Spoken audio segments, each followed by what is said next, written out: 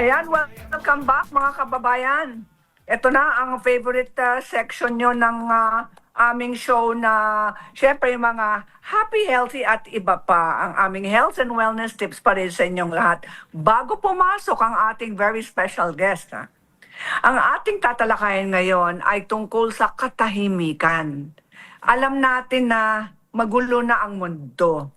So kailangan, kahit magulo ang mundo, kahit magulo ang labas, ang panlabas natin, ang kapaligiran po natin, dapat manatiling tahimik ang ating kalooban. Kaya ang tatalakayin po natin ngayon ay, are you peaceful? Ano ba ang tunay na katahimikan? Bakit? Opo, kasi yung katahimikan ay ang tinatawag nilang foundation ng tunay na kalusugan. Okay, so ibig sabihin, kung magulo ang isip po natin, magiging magulo din ang ating immune system. Magiging magulo din ang ating kalooban. Magiging magulo din ang ating mga organs. Lahat sila confused. Kaya kailangan magkaroon ng katahimikan or inner peace. Okay. Hindi ba rest in peace? Paano? Napakasimple lang naman, di ba? Unang-una, kailangan maging grateful. Kailangan magpasalamat. Ayan. Thank you. Ang sinasabi nila, give thanks. Kailangan magbigay ng pasasalamat sa lahat ng mga biyaya sa buhay. Kaya, ngayon, mula ngayon, kailangan, meron po tayong tinatawag na gratitude list. Yung isang listahan ng mga biyaya po natin sa buhay, kung saan para sa atin ay mga blessing. Okay? Mula ngayon, dapat meron po tayong gratitude list or thank you list. Mula sa pinakamaliit o pinakamunting blessing, patungo sa pinakamalaking blessing sa buhay po natin. Example, paggising sa umaga, gising ka, buhay ka. Kaya magpasalamat ka na. Kasi yan po ay isang biyaya. Okay? Tapos, pangalawa, yan. Pangalawa, let go. Let go. Ngayon din. Anong ile-let go po natin? Kailangan daw i-lighten ang ating load. I-release ang mga negatibong emosyon sa buhay po natin.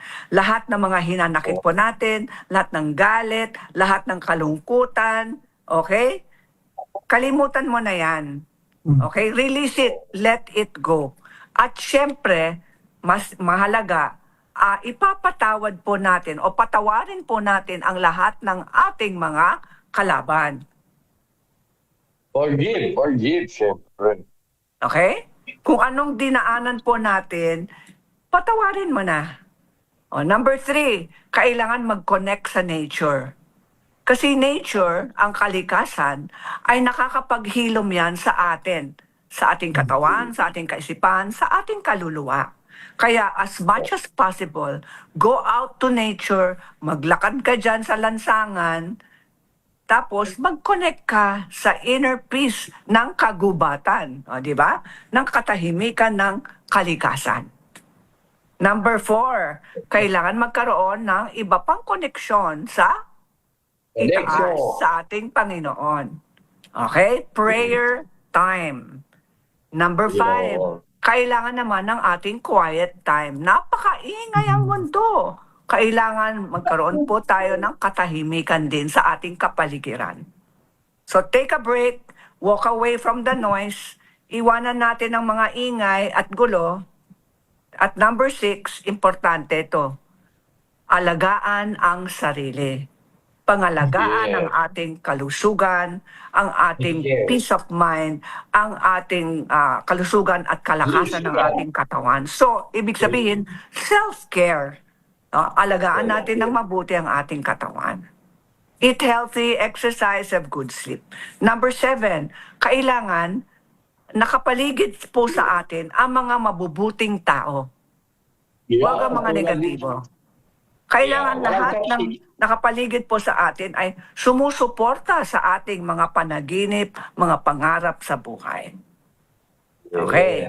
Yan lang. Tapos ang ating positive thought for the week ay, peace must start with me. Ang kapayapaan ay dapat magsimula sa sarili. Yun. Di ba? Yan. Kasi syempre, kailangan natin ng isang mundong tahimik at mabuti at masagana para sa lahat. Tama. Yan po ang ating happy, healthy at iba pa. At yan, makikita po ninyo sa aming Facebook page. At those who are just tuned in, stay tuned ngayon din para sa ating very special guest. Wala tayong station break ngayon, no? Meron tayong Yes. special reminder? Okay. Sa aming pagbabalik, Yes.